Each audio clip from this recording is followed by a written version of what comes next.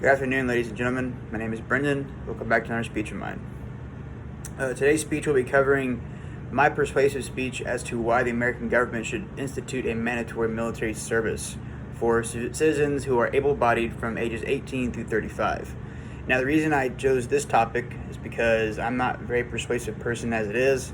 In this situation, this one is kind of near and dear to my heart as a military service member.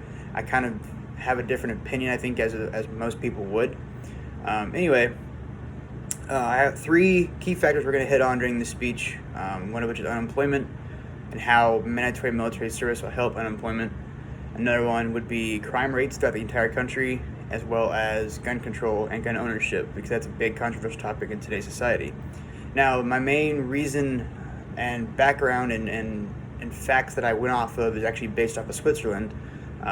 As you may or may not know, Switzerland has a mandatory service that they do, and their ages are from 18 to 34, but theirs is just males.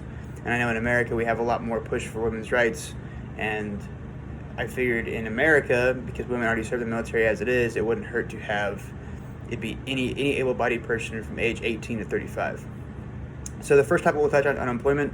Currently in the United States, the unemployment rate is kind of higher due to COVID and coronavirus. Right now we're averaging about a 8.4% unemployment status. Now, the lowest it hit in 2020 was back in March, right before COVID actually really kicked off. We're down to a 3.5 unemployment rating.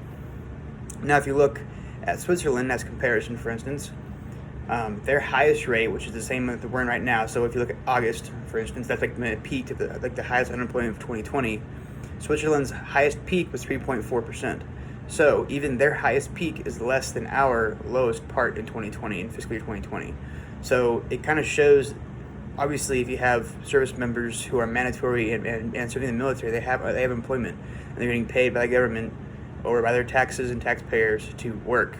And whether or not they decide to stay in longer than the first term, that's up to them. However, that first time frame and that first age period is when they'll be getting paid to serve the military. Now, the next big topic we're going to touch on is going to be crime rates. This kind of goes hand in hand with the gun ownership because they're kind of similar.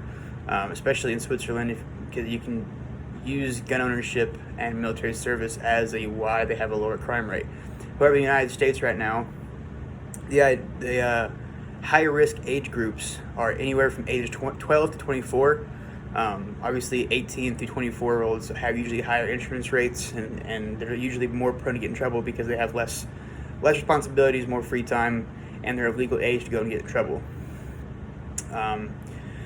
So, according to that age group, so from 12 to 49 is the actual, or 12 to 24 is the actual age group, they make up 49% of all crime in the United States.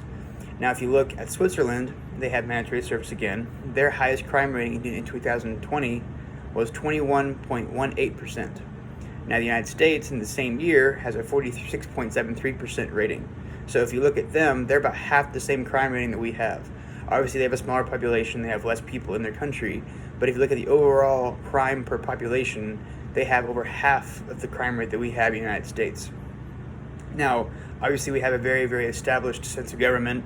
Our police forces are doing well, and we have a good source of laws and rules we follow.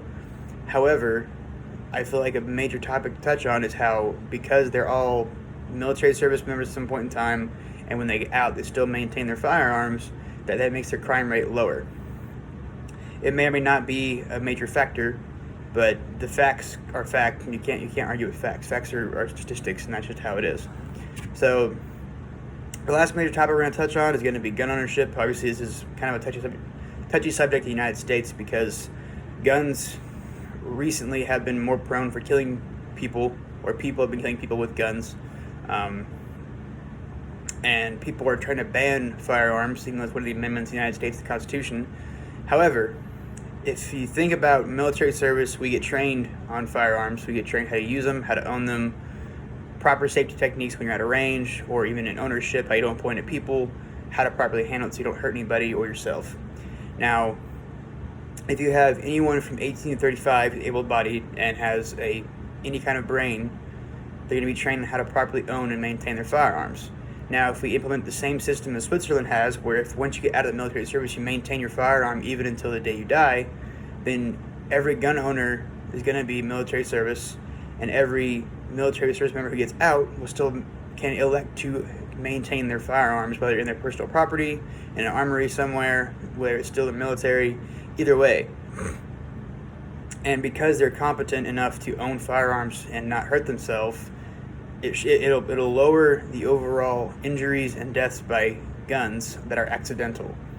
Now, that also ties back into crime rates. If the general mass population are gun owners and are trained on owning firearms because they are military service members, odds are the crime rates are going to drop. Because if you go to break into someone's house and you full well know that they have a firearm in their house and they're trained on how to use that firearm, it's going to be a big deterrent as to why you should not enter their house and take something that doesn't belong to you. At the end of the day, guns do not kill people. People do kill people. And if you're going to try and steal someone's property, they're more prone to kill you.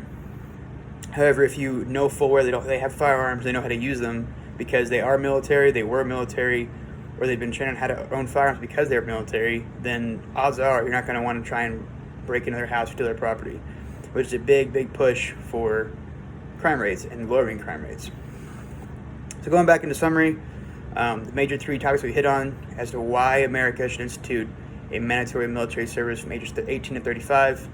It's going to reduce unemployment right now because it's going to provide jobs for the mass population of people from that major age demographic, as well as reduce crime rates because you're going to have more people working, more people trained on firearms, more people in the workforce who actually have responsibilities and have the proper mentality of how to own stuff and how to be a general good human being because they were raised and they were trained by the army or military or whatever branch they're in. Because the military service teaches you how to be a good human being and how to not want to steal other people's property, which is good for crime rates, as well as just how to be successful. They teach you what failing is and how to bounce back from failure. So overall, I believe the United States government should institute a mandatory military service because it is a way to prevent unemployment, to decrease crime rates, and to overall end the massive debate on gun ownership. Are there any questions? Thank you, and this concludes my speech.